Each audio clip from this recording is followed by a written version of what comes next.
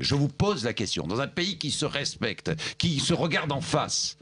Oui, avant de répondre à votre question... Oui, mais elle est essentielle, ma question. Oui, bien sûr. Je sais qu'elle est essentielle. Je voudrais dire à votre à Monsieur Chebbi. invité, M. Chebbi, qu'il devrait, dès aujourd'hui, faire très attention à ses propos et à ses mots d'ordre. C'est une menace? Non, c'est une menace? Laissez-moi finir, s'il vous plaît. Je vous dis ça parce que comme le porte-parole du Parti communiste... Pardon, monsieur Mesri Haddad, avec moi. C'est pas du jeu.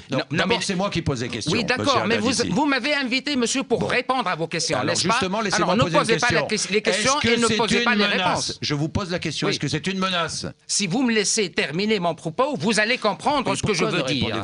Je vais répondre. Je veux dire à monsieur Chebbi, s'il ne prend pas la mesure de la situation, bientôt, et s'il ne fait pas un appel pour que la police nationale rétablit l'ordre, bientôt ils vont venir dans ton palais à La Marsa pour te piller, monsieur Chebbi, n'est-ce pas? Parce que ça, c'est la logique de toutes les sociétés qui n'ont plus peur du gendarme. Dans toutes les sociétés où il y a rupture du contrat social, on retombe, on régresse dans l'état pré-social. Vous voyez ce que je veux dire? Alors maintenant, vous me parlez de monsieur Hamami, c'est ça?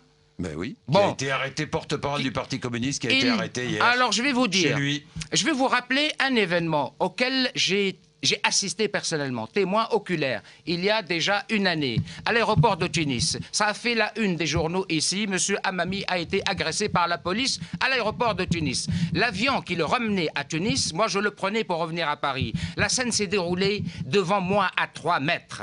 Ça a été une intox majeure. Ça a été un mensonge éhonté. Il n'est pas arrêté, il est arrêté monsieur, ou pas? Je vais vous dire, monsieur, est-ce qu'il est arrêté ou pas? Je vous promets que monsieur Hamami, comme il le fait d'habitude, Hamami, c'est un peu l'imam occulté, n'est-ce pas? On va oublier monsieur Hamami. C'est l'imam occulté. Nous avons vu sur AMC... Mais vous savez pourquoi?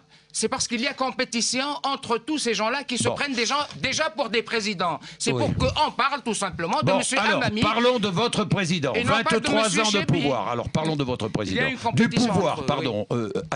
Le président Zine El Abidine Ben Ali est au pouvoir depuis 23 ans. On est bien d'accord? Oui, tout à fait. Dès son arrivée au pouvoir, il a supprimé la présidence à vie. On est bien d'accord. Institué par l'ancien président Bourguiba. Oui. On est bien d'accord. Il a, dans un premier temps, limité à 3 le nombre de mandats présidentiels. Il en est à combien aujourd'hui? Aujourd'hui, il a un mandat. Il en est à combien de mandats? Aujourd'hui, il a un mandat à finir en 2014. Son 5e mandat. Et aujourd'hui, et depuis 87. Son 5e mandat. Et depuis 87, monsieur, depuis 87. Ben Ali a fait beaucoup pour ce pays. Et parce qu'il a fait beaucoup, justement, que nous subissons aujourd'hui cette crise qui touche toutes les sociétés parce qu'il y a une crise. Ça, c'est l'impact d'une crise économique mondiale à l'abri de laquelle Quelle était la croissance de la Tunisie l'année dernière? Personne ne peut échapper. Personne. La Tunisie... Monsieur Mesri Haddad, quelle était la croissance de la Tunisie l'année dernière? La Tunisie, depuis 15 ans, fait une croissance entre 4 et 6%. Bien. Quelle est la répartition des richesses en Tunisie? Et cela, on l'envie à la Tunisie. C'est pour ça, d'ailleurs, qu'on s'en prend aujourd'hui à la Tunisie. Ce modèle de démocratie andalou, comme l'a si bien dit Alexandre Adler dans Le Figaro il y a quelques années. Mais dites-moi, comment fonctionne le pouvoir tunisien aujourd'hui? Dites-moi.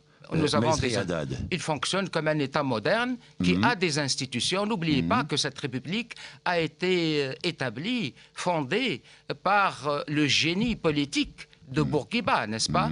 Ben Ali est le digne successeur de Bourguiba. Ben Ali a sauvé la Tunisie en 87 justement des hordes fanatisées et des intégristes. Parce que c'est les intégristes qui devaient renverser Bourguiba et c'est le président Ben Ali qui, par patriotisme, a sauvé la Tunisie de ces intégristes. Je repose ma question. Pourquoi, dans un pays qui se regarde en face, qui peut se regarder en face, la police tire-t-elle à balles réelles sur des manifestations jeunes, sur des manifestants jeunes ou moins jeunes? Et tue? Pourquoi? Écoutez, là, je vais vous relater un fait. Non, mais je vous pose la question, vous mais ne je vais vous répondre, ne jouez pas au procureur avec moi. Mais je ne joue pas au procureur, moi je vous pose une question, j'attends des réponses, vous ne me répondez pas. Je ne suis pas un criminel et vous n'êtes pas le procureur, monsieur. Posez-moi des questions et laissez-moi vous répondre. Alors répondez-moi. Alors je vais vous répondre. Ça me fait penser à des faits à un fait national et individuel. Janvier 84, justement, la Tunisie a subi exactement les mêmes événements. En janvier 84, monsieur, j'étais un jeune journaliste dans mon pays. J'ai quitté la Tunisie en janvier 84, en plein événement, et c'était des événements plus graves que ceux-ci, plus graves, pour venir au pays de la liberté tonique, n'est-ce pas? À ce moment-là, en Tunisie... Quel mépris vous avez pour la France, monsieur Mezri Haddad? Oh, vous lisez, décidément, vous lisez dans ma pensée. Mais oui, je lis dans votre pensée. Alors je vous suggère, monsieur, de me lire dans mes textes pour voir, pour voir combien mon admiration... J'écoute ce que vous dites. Oui, monsieur, ne lisez pas dans mes pensées, lisez dans mes écrits. Je ne suis pas responsable... vos propos. Je ne suis pas responsable de votre ignorance de mes écrits. Je vous pose la question. Oui, je vous pose la question. J'avais écrit, mais je réponds exactement à votre question. Vous avez en face de vous un philosophe, monsieur, pas seulement un ambassadeur. Vous comprenez? Oui, très bien. Alors laissez-moi répondre. Après avoir quitté la Tunisie, arrivé en France, j'ai écrit une lettre à un haut responsable tunisien. Pour lui dire quoi? Pour lui dire, j'ai quitté la Tunisie parce que je ne pouvais plus vivre dans un pays... Parce que je ne pouvais plus vivre dans le pays qui tire sur la jeunesse. Moi, j'étais jeune. Vous pouvez toujours vivre dans ce pays qui tire sur la jeunesse aujourd'hui? J'étais à ce moment-là... Est-ce qu'aujourd'hui, vous pouvez toujours vivre dans ce pays qui tire sur la jeunesse? Pourquoi je vous le dis, justement? Oui, bah allez-y. Mais pourquoi je vous le dis? Je trouve, en effet, troublant. Suivez bien mon regard, monsieur. Vous êtes un homme intelligent et vous êtes un fin observateur. Ne trouvez-vous pas curieux et bizarre et troublant qu'après avoir limogé le ministre de l'Intérieur, il y ait encore des victimes tuées par balle? Vous ne trouvez pas ça troublant, vous? Vous ne savez pas qui est ministre de l'Intérieur aujourd'hui, monsieur? Vous ne connaissez pas son parcours, je vais vous le dire. C'est un grand militant des droits de l'homme. C'est un haut diplômé des pans et chaussées de Paris. C'est un démocrate résolu. C'est un humaniste absolu. Vous ne trouvez pas bizarre? Au service d'un pouvoir absolu. Vous ne trouvez pas, monsieur, bizarre que l'on continue à déplorer des morts par balle? Je ne trouve pas ça bizarre, je trouve ça déplorable. C'est pas mon jugement, je vous pose la question. Dans un pays qui se dit démocratique, dans un pays qui se dit vivant, dans un pays qui se dit moderne, on ne tire pas sur la foule. Non, un pays moderne, un pays semi-démocratique. Vous dites démocratique. Nous sommes une démocratie qui se construit graduellement. Et c'est ce que fait Ben Ali. Ne vous en déplaise. Ne vous en déplaise. Non, moi dernière question, est-ce que Ben Ali doit quitter le pouvoir ou pas? Non. Surtout pas.